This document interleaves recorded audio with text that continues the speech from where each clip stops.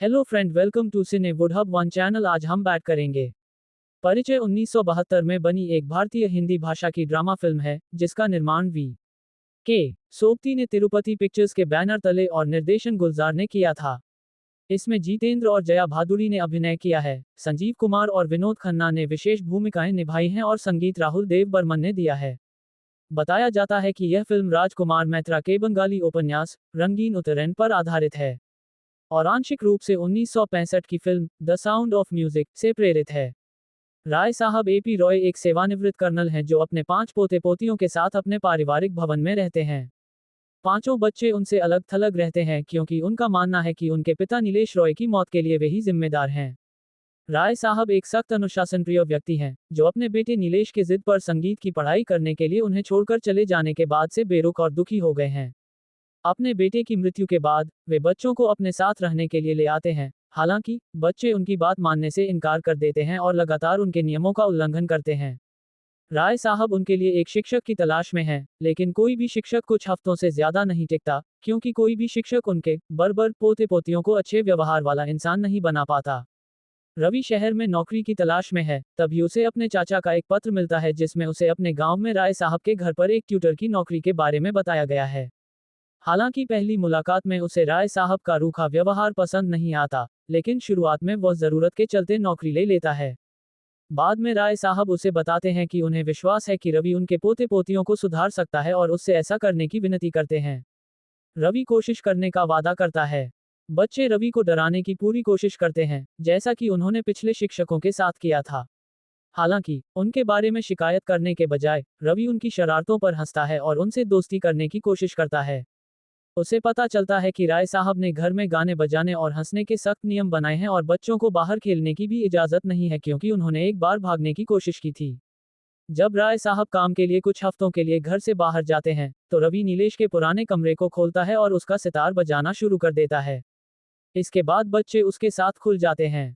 वह नियमित रूप से उन्हें पिकनिक पर ले जाता है, उनके साथ खेलता है और उन्हें कहानियां सुनाता है।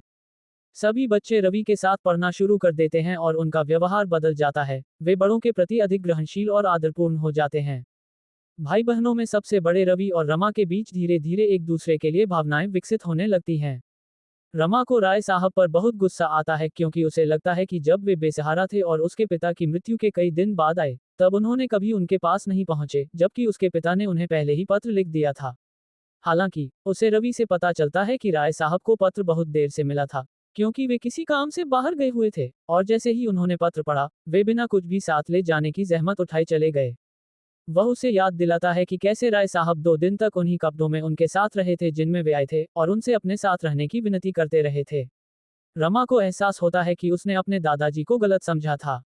कुछ दिनों बाद राय साहब लौटते हैं और पाते हैं कि बच्चे रमा के साथ पढ़ रहे हैं और उनके फ्लोर में उनके बेटे की फ्रेम लगी तस्वीर टंगी है। पहले तो उन्हें परेशानी होती है, लेकिन अपने पोते पोतियों को चुपचाप पढ़ते और उन्हें आदरपूर्वक अभिवादन करते देखकर उन्हें उतनी ही हैरानी भी होती है जो पहले कभी नहीं हुआ था। उन्हें पता चलता है कि रवि को शहर में नौकरी मिलने के कारण उनकी अनुपस्थिति में जाना पड़ा था।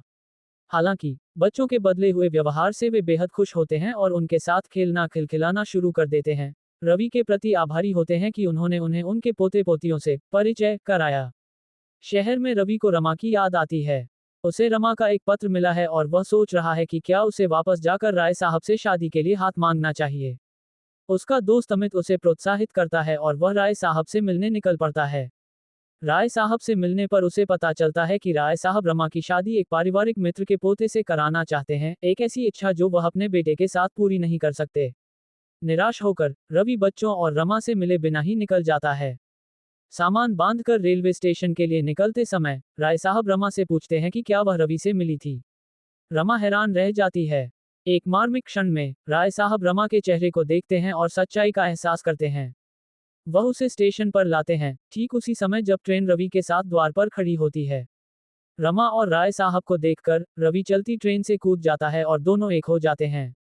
एक अंतिम दृश्य दर्शकों को उनकी शादी देखने के लिए आमंत्रित करता है। हमारा वीडियो पसंद आया तो लाइक करें, शेयर करें और सब्सक्राइब जरूर कर दीजिए।